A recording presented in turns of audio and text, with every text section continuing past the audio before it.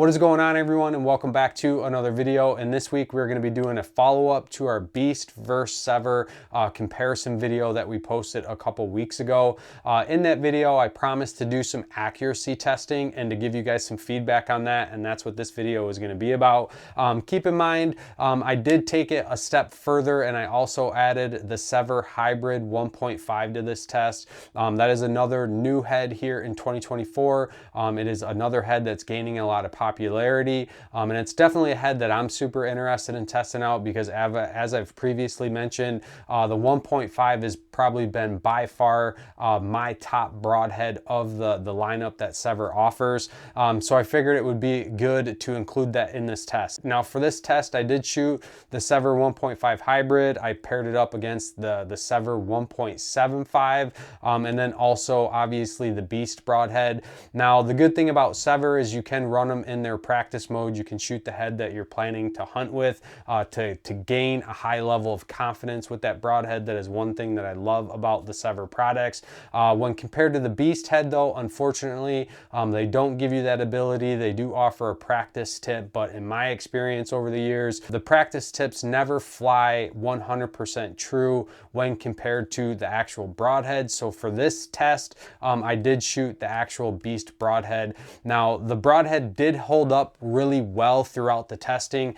It still closes and still deploys, but the blades are definitely dull to the point where I would not hunt with that broadhead. The only downside is that the Beast broadheads do not offer replacement blades at that point, so that one's just going to be set aside and used for a practice tip until it eventually breaks or fails on me. Now for the test that we did on the broadheads, we took 3 shots with each broadhead. We did shoot them at 60 yards. Again, I wanted to see how these broadheads were going to perform at longer distances, and we did record the results, and that's what I want to share with you guys today. Now one thing that I do want to point out is when I had went out to test these broadheads, I was really hoping for calm conditions. When I got there, I was getting a pretty steady 10 to 15 mile per hour crosswind, but the more I thought about it, I did feel like it was still a good opportunity to test these broadheads to see how they were going to perform in unfavorable conditions and see how much wind drift that these broadheads were actually going to experience. Now, we started the test off with shooting the Sevr Hybrid 1.5. Now, in my opinion, the Sevr Hybrid did perform pretty well. Some of the misses that I was getting, I missed high on one shot, hit dead center on the second shot, and then hit low on the third shot. In my experience and in my opinion, all of those shots were within an acceptable group out at 60 yards, and I was pretty impressed with the flight of that broadhead. Now, keep in mind, I did shoot that broadhead at 35 and 40 yards at my home range where I'm not really subjected to wind, and that thing was flying like a dart. So I do feel like the additional bleeder blades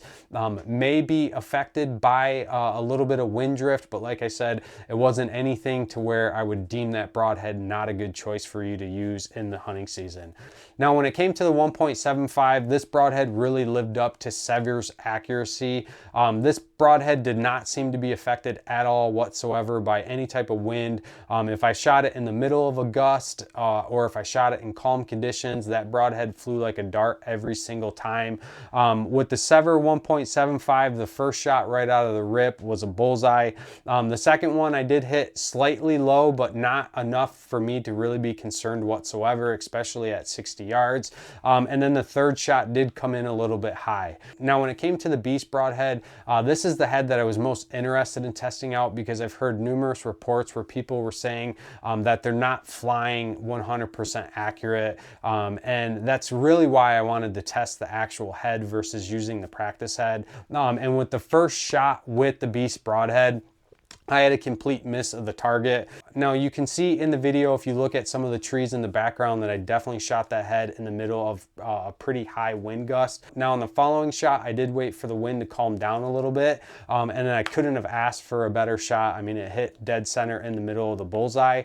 But then going forward, each time I shot that broadhead, I was intentionally waiting for a little bit higher winds just to see how it was going to perform. And even on the third shot, the wind gust wasn't as as severe as the very first shot where I missed, but you can still see that I missed significantly low and to the right. And whereas if I compare that over to the SEVR 1.75, like I said, it didn't matter what type of wind I was shooting on, that arrow flew like a dart. Now, as far as the testing goes, or the bulk of the testing, that basically wrapped up or concluded what I was aiming to do.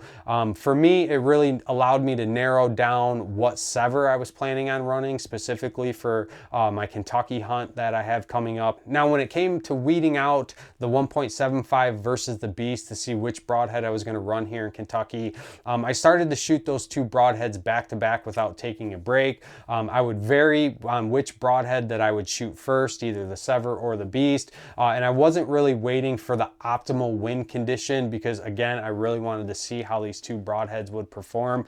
And I can tell you that every single time I shot the Beast Broadhead and there was any type of high wind gust, I started to see some left to right and low misses numerous times, whereas the SEVR was not really being affected by that. Now, with that being said, I do not feel like the Beast Broadhead is a bad head to use. It is definitely one that I'll keep in the quiver here in Michigan, where the longest shot that I'm expecting to take is probably 40 yards. But anything that really pushes beyond 40, I don't necessarily have the confidence in that broadhead to hit exactly where I'm aiming. So at that point, if I'm ever in a situation where I know a longer shot may be a possibility, then I'm going to lean more towards the SEVR 1.75. So I hope this video was helpful. If you guys have enjoyed the comparison videos that we've done on the broadheads or this accuracy test, leave me a comment below and we'll make sure that we include some of this type of content going forward. If you guys have any questions, you know that you can reach out to me directly through Instagram. If you guys have not subscribed to the channel, please do so. Your guys' support greatly helps us out, keeps us doing what we're doing. And until next time, stay safe, stay healthy. We'll see you guys on the next one.